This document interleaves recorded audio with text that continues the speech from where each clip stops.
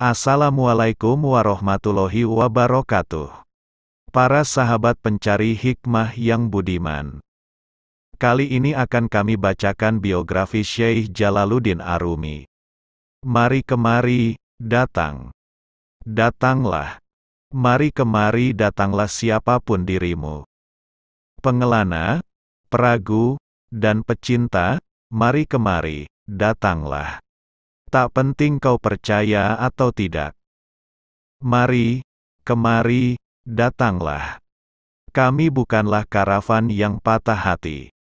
Atau pintu-pintu dari keputusasaan. Mari kemari, datanglah. Meski kau telah jatuh ribuan kali. Meski kau telah patahkan ribuan janji. Mari kemari, datang. Datanglah sekali lagi. Dalam ungkapannya yang lain. Dia adalah, yang tidak mempunyai ketiadaan, saya mencintainya dan saya mengaguminya. Saya memilih jalannya dan saya memalingkan muka ke jalannya. Setiap orang mempunyai kekasih, dialah kekasih saya, kekasih yang abadi. Dia adalah yang saya cintai, dia begitu indah, oh dia adalah yang paling sempurna. Orang-orang yang mencintainya adalah para pecinta yang tidak pernah sekarat. Dia adalah dia, dan mereka, adalah dia. Ini adalah sebuah rahasia. Jika kalian mempunyai cinta, kalian akan memahaminya. Maulana memahaminya, bagi yang lain ini adalah suatu hal yang terlarang. Rumi memang bukan sekadar penyair, tetapi juga seorang tokoh sufi yang berpengaruh di zamannya. Rumi adalah guru nomor satu tarikat Maulawiyah, sebuah tarikat yang berpusat di Turki dan berkembang di daerah sekitarnya. Tarikat Maulawiyah pernah berpengaruh besar dalam lingkungan istana Turki Utsmani dan kalangan seniman sekitar tahun 1648. Sebagai tokoh sufi, Rumi sangat menentang pendewaan akal dan indera dalam menentukan kebenaran. Di zamannya, umat Islam memang sedang dilanda penyakit itu.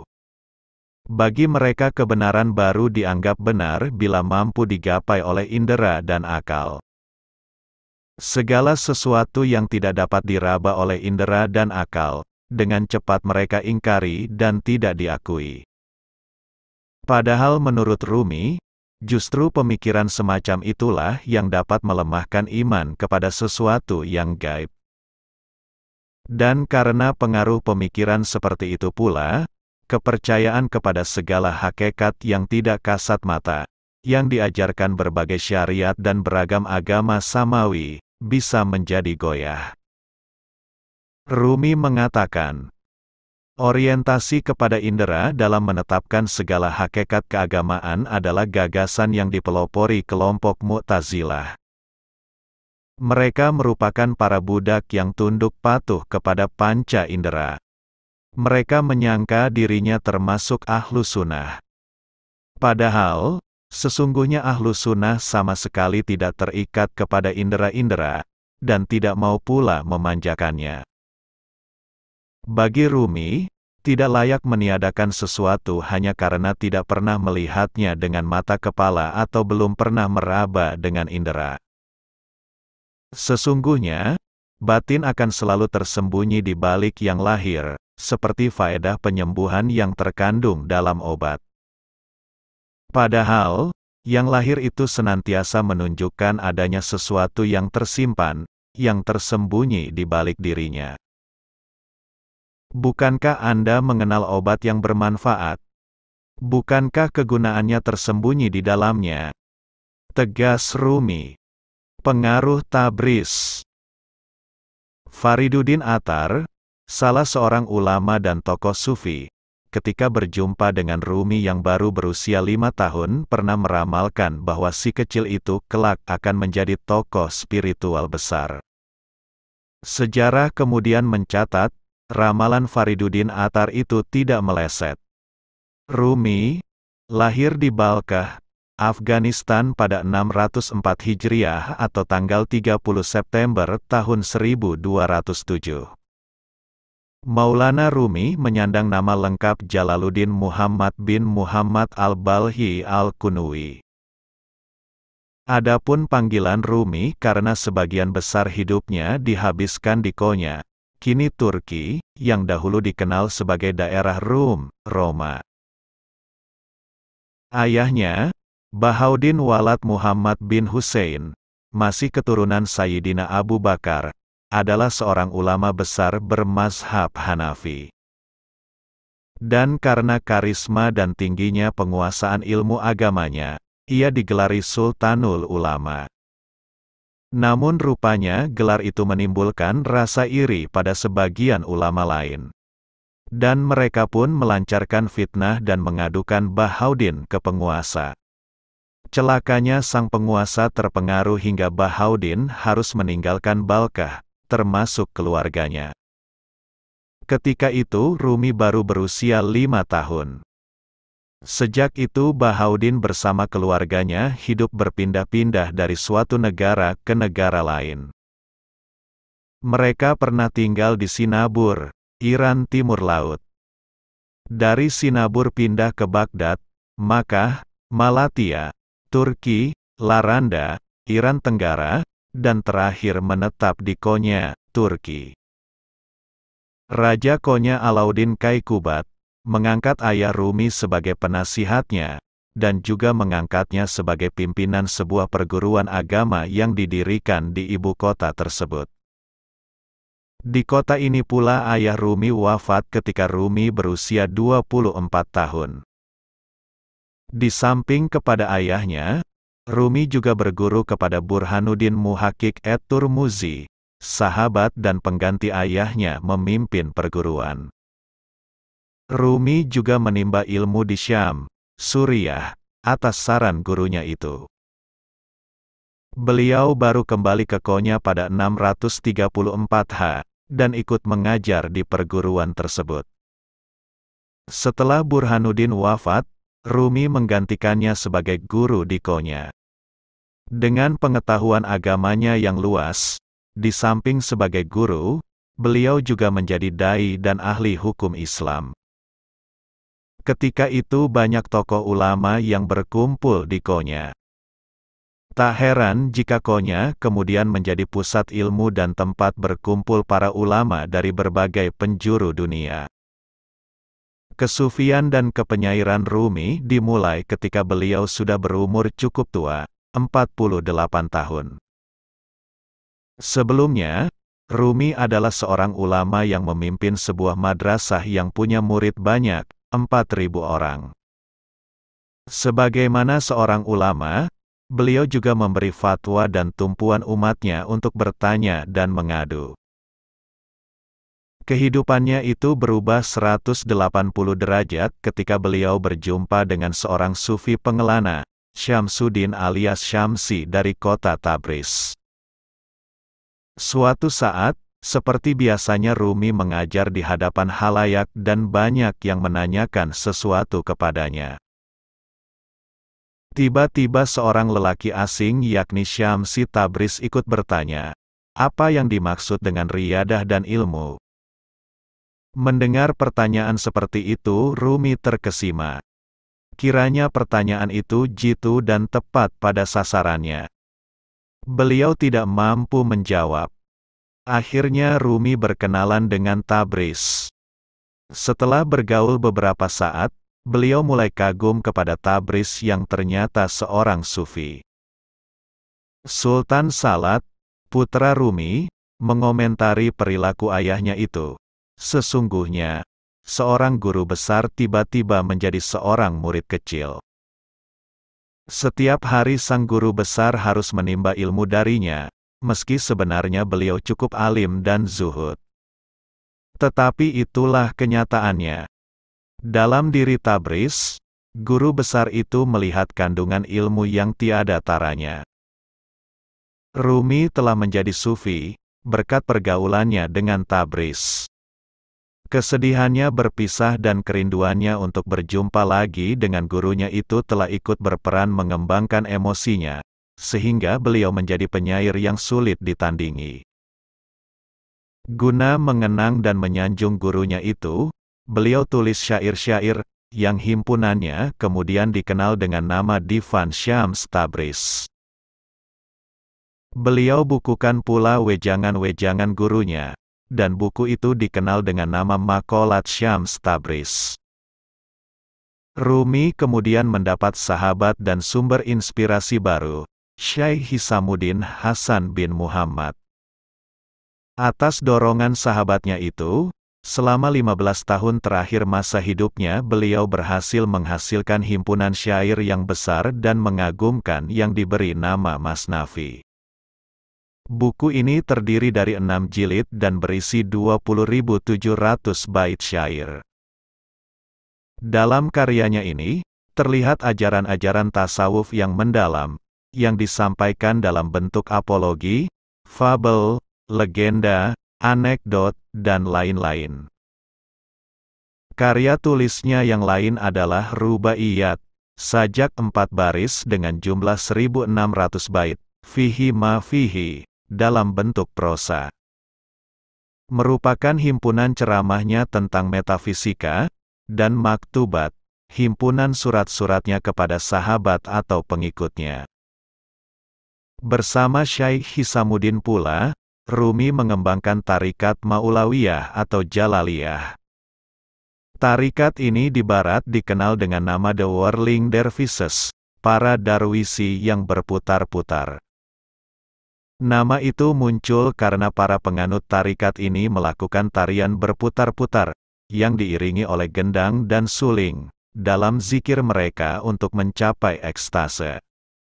Wafatnya Maulana Rumi. Semua manusia tentu akan kembali kepada Tuhannya. Demikianlah yang terjadi pada Rumi.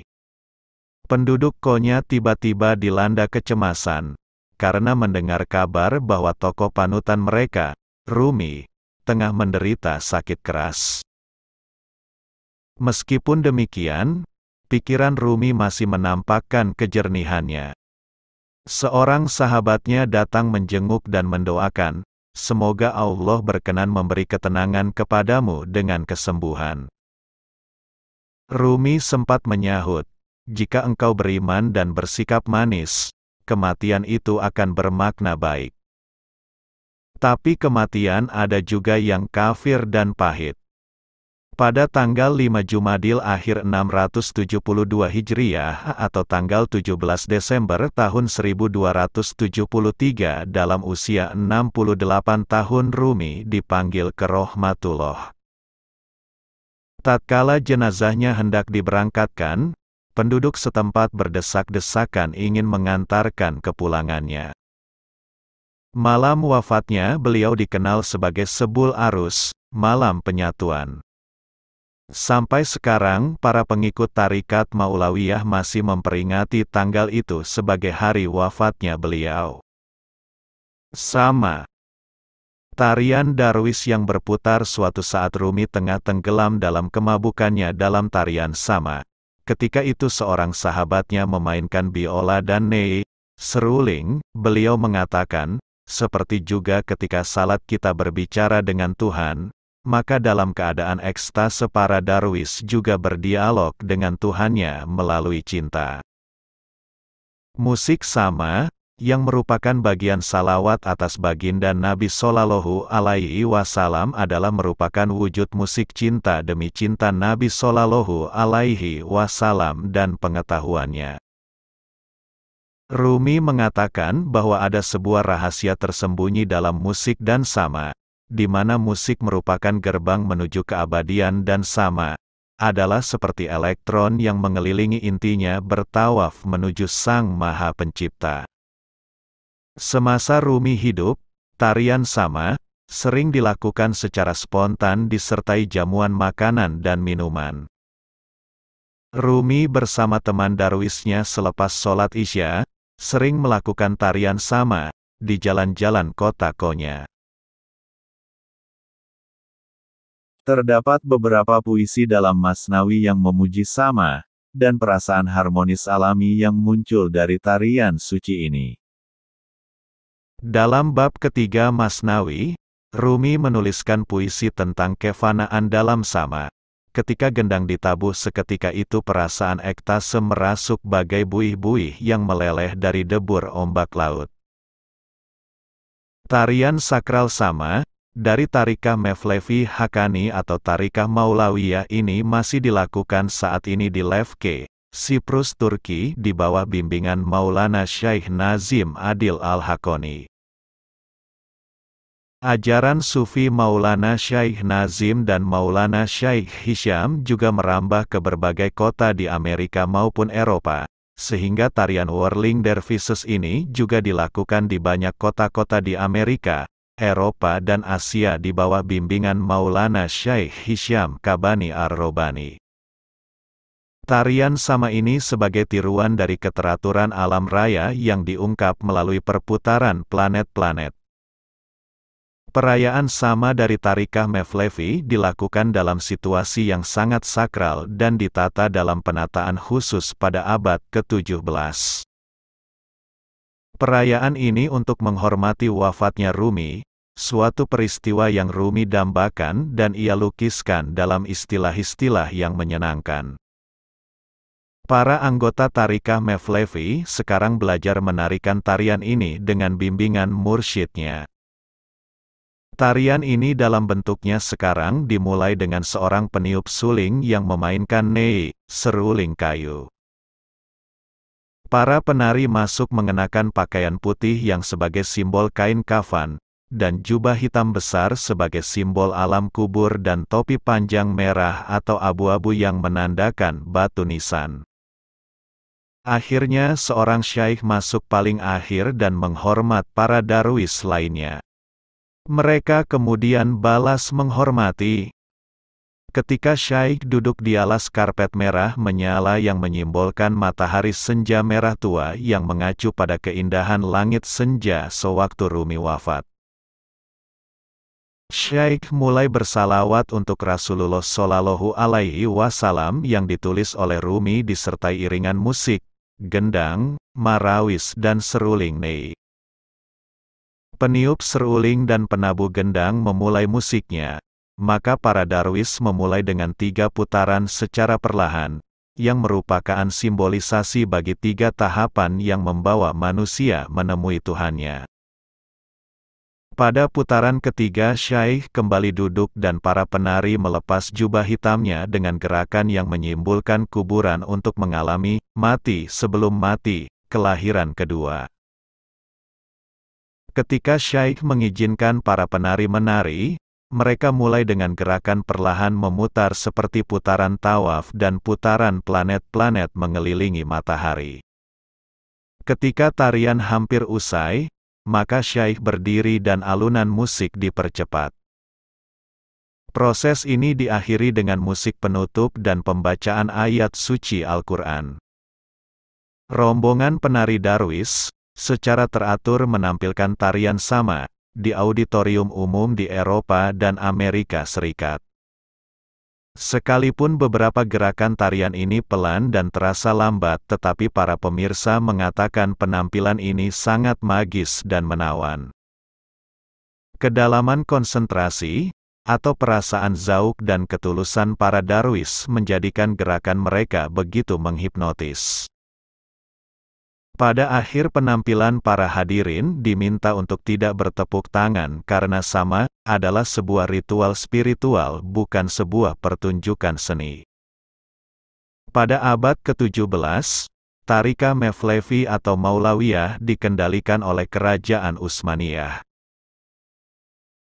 Meskipun Tarikah Maulawiyah kehilangan sebagian besar kebebasannya ketika berada di bawah dominasi Utsmaniyah, tetapi perlindungan sang raja memungkinkan Tarikah Maulawi menyebar luas ke berbagai daerah dan memperkenalkan kepada banyak orang tentang tatanan musik dan tradisi puisi yang unik dan indah.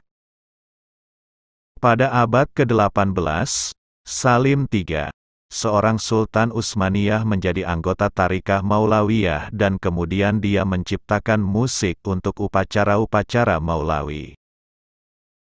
Selama abad ke-19, Maulawiyah merupakan salah satu dari sekitar 19 aliran Sufi di Turki dan sekitar 35 kelompok semacam itu di Kerajaan Utsmaniyah. Karena perlindungan dari raja mereka, Maulawi menjadi kelompok yang paling berpengaruh di seluruh kerajaan dan prestasi kultural mereka dianggap sangat murni. Kelompok itu menjadi terkenal di Barat. Di Eropa dan Amerika pertunjukan keliling mereka menyita perhatian publik. Selama abad 19, sebuah panggung pertunjukan yang didirikan di Turki menarik perhatian banyak kelompok wisatawan Eropa yang datang ke Turki. Pada tahun 1925, Tharikah Maulawi dipaksa membubarkan diri di tanah kelahiran mereka Turki. Setelah Kemal Atatürk, pendiri modernisasi Turki, melarang semua kelompok Darwis lengkap dengan upacara serta pertunjukan mereka. Pada saat itu, makam Rumi di Konya diambil alih pemerintah dan diubah menjadi museum negara. Motivasi utama Atatürk adalah memutuskan hubungan Turki dengan masa pertengahan guna mengintegrasikan Turki dengan dunia modern seperti demokrasi ala Barat. Bagi Atatürk, Tharikah Sufi menjadi ancaman bagi modernisasi Turki. Pada saat itulah Syaikh Nazim mulai menyebarkan bimbingan spiritual dan mengajar agama Islam di Siprus, Turki. Maulana Syaikh Nazim Adil Al-Haqqani, banyak murid yang mendatangi Maulana Syaikh Nazim dan menerima tarikat Naqsyibandi Haqqani. Selain itu, beliau adalah pemegang otoritas mursyid 7 tarikat sufi besar lainnya, termasuk Mevlevi Haqqani atau Maulawiyah, Qadiriyah, Syaziliyah, Chisti. Namun sayang, waktu itu semua agama dilarang di Turki dan karena beliau berada di dalam komunitas orang-orang Turki di Siprus, agama pun dilarang di sana. Bahkan mengumandangkan azan pun tak diperbolehkan. Langkah Syaikh Nazim yang pertama ketika itu adalah menuju masjid di tempat kelahirannya dan mengumandangkan azan di sana. Segera beliau dimasukkan penjara selama seminggu. Begitu dibebaskan, Syaikh Nazim pergi menuju masjid besar di Nikosia dan melakukan azan di menaranya. Hal itu membuat para pejabat marah dan beliau dituntut atas pelanggaran hukum. Sambil menunggu sidang, Syaikh Nazim terus mengumandangkan azan di menara-menara masjid di seluruh Nikosia. Sehingga tuntutannya pun terus bertambah. Ada 114 kasus yang menunggu beliau. Pengacara menasihati beliau agar berhenti melakukan azan, namun Syaikh Nazim mengatakan, "Tidak, aku tidak bisa menghentikannya. Orang-orang harus mendengar panggilan azan untuk salat." Ketika hari persidangan tiba, Maulana Syaikh Nazim didakwa atas 114 kasus mengumandangkan azan di seluruh Siprus. Jika tuntutan 114 kasus itu terbukti, maka beliau bisa dihukum 100 tahun penjara. Tetapi pada hari yang sama hasil pemilu diumumkan di Turki. Seorang laki-laki bernama Adnan Menderes dicalonkan untuk berkuasa. Langkah pertamanya ketika terpilih menjadi presiden adalah membuka seluruh masjid-masjid dan mengizinkan azan dikumandangkan dalam bahasa Arab. Inilah keajaiban yang diberikan Allah Subhanahu wa Ta'ala kepada Maulana Syaikh Nazim. Hingga saat ini makam Rumi di Konya tetap terpelihara dan dikelola oleh pemerintah Turki sebagai tempat wisata. Meskipun demikian, pengunjung yang datang ke sana yang terbanyak adalah para peziarah dan bukan wisatawan. Melalui sebuah kesepakatan pemerintah Turki, pada tahun 1953 akhirnya menyetujui tarian sama, Tariqah Maulawi dipertontonkan lagi di Konya dengan syarat pertunjukan tersebut bersifat kultural untuk para wisatawan. Rombongan Darwis juga diizinkan untuk berkelana secara internasional. Meskipun demikian, secara keseluruhan berbagai aspek sufisme tetap menjadi praktek yang ilegal di Turki dan para sufi banyak diburu sejak Ataturk melarang agama mereka. Salah satu puisi Rumi, "Jangan berlebihan usahamu. Hanya sekadar untuk urusan duniawi.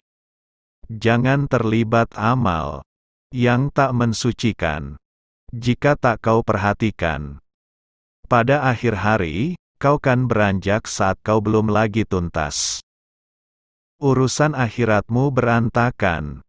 Kau bagaikan roti yang belum dipanggang. Mempercantik kuburan itu tak dilakukan dengan memakai kayu, batu atau semen. Sama sekali tidak. Tapi dengan menggali dalam-dalam kuburmu dalam kemurnian ruhaniyah. Lalu mengubur keakuanmu dalam kehendaknya, dan dengan menjadi debunya, terkubur dalam cinta kepadanya, sehingga dengan hembusannya, kau kan disempurnakan." Sumber Rumi, Masnavi 3, 128. 32. Terjemahan ke bahasa Inggris oleh Kabir Helminski. Terjemahan ke bahasa Indonesia oleh Ngerumi. Pada pertemuan pengadilan akhir, orang-orang mukmin akan berkata, "Wahai malaikat, bukankah neraka itu suatu jalan umum yang dilalui orang-orang mukmin dan kafir? Namun mengapa kami tak melihat api dan asap? Dalam perjalanan kami dapati taman dan kebun yang aman. Lalu di manakah lintasan penuh bahaya yang dulu kami dengar?" Maka malaikat menjawab, "Kebun yang terlihat ketika kalian lalui. Sebenarnya itulah neraka. Namun bagi kalian tampaknya bagai taman yang indah. Karena kalian berjuang melawan hawa nafsu dan memadamkan kobaran syahwat demi Tuhan. Maka ia menjadi hijau dengan kesucian dan cahaya tuntunan ke arah keyakinan yang hak. Karena kalian mengubah bara kemarahan menjadi kelembutan, dan mengubah kebodohan yang kelam menjadi pengetahuan yang terang. Karena api kerakusan dalam diri kalian telah diubah menjadi kemurahan hati, dan iri dengki yang bagaikan duri telah diubah menjadi kuntum mawar. Karena telah kalian padamkan semua apimu itu bagi Tuhan, dan mengubah jiwamu yang semula membara menjadi subur bagai sebidang kebun yang ditanami benih kesetiaan. Di tepi sungai pada kebun itu, burung bulbul selalu bernyanyi merdu, melantunkan doa dan pujian akan Tuhan. Demikianlah telah kau dengar panggilan Tuhan, dan kau padamkan api membara dalam jiwamu sendiri.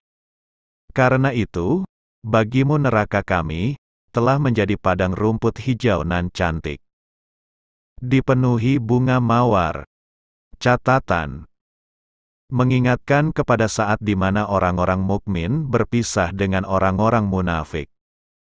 Sementara mereka bercampur baur selama di alam dunia. Pembeda mereka adalah kehadiran cahaya. Orang mukmin dilimpahi cahaya. Orang munafik, sebaliknya. Padahal tampilan mereka sulit dibedakan selama di alam dunia. Pada hari engkau akan melihat orang-orang yang beriman laki-laki dan perempuan, betapa cahaya mereka bersinar di depan dan di samping kanan mereka. Dikatakan kepada mereka, pada hari ini ada berita gembira untukmu, yaitu surga-surga yang mengalir di bawahnya sungai-sungai, mereka kekal di dalamnya. Demikian itulah kemenangan yang agung. Pada hari orang-orang munafik laki-laki dan perempuan berkata kepada orang-orang yang beriman, "Tunggulah kami. Kami ingin mengambil cahayamu." Kepada mereka, dikatakan, "Kembalilah kamu ke belakang dan carilah sendiri cahaya untukmu." Lalu di antara mereka dipasang dinding, pemisah, yang berpintu. Di sebelah dalam ada rahmat dan di luarnya hanya ada azab. Kisah Surat Al-Hadid, 12-13.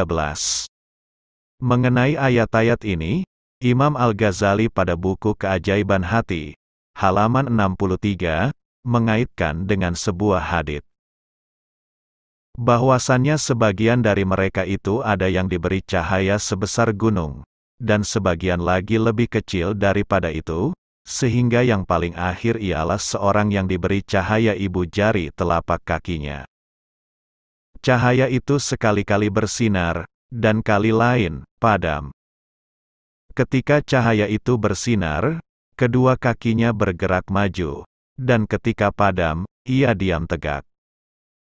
Perjalanan mereka di atas jalan itu selaras dengan kadar cahaya yang ada pada mereka.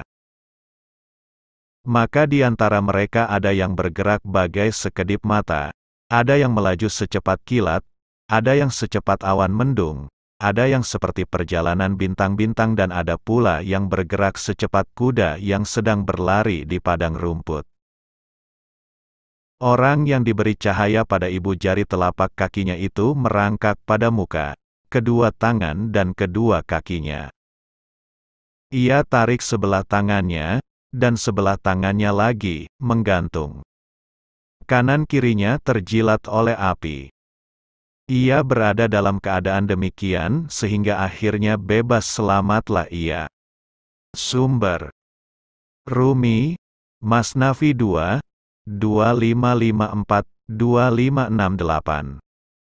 Terjemahan ke bahasa Inggris oleh Nicholson. Terjemahan ke bahasa Indonesia oleh Ngerumi. Wassalamualaikum warahmatullahi wabarakatuh.